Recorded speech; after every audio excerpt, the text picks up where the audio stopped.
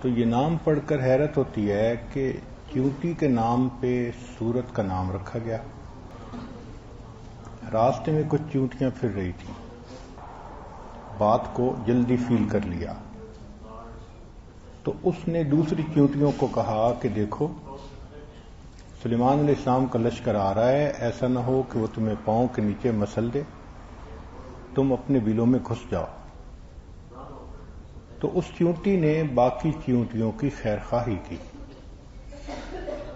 قالت نملۃ یا ایھا النمل ادخلوا مساکنکم.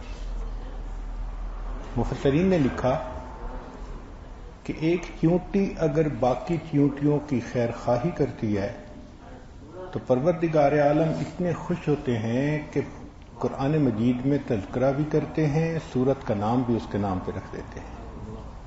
ایک بندہ اگر اللہ کے کسی بندے کی خیر خواہی کرے گا، اللہ کو یہ بات کتنی پسند ہوگی.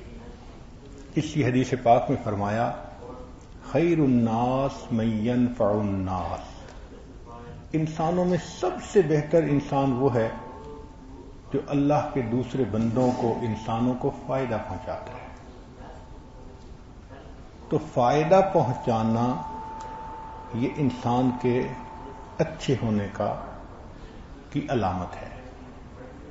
نبی علیہ الصلوۃ والسلام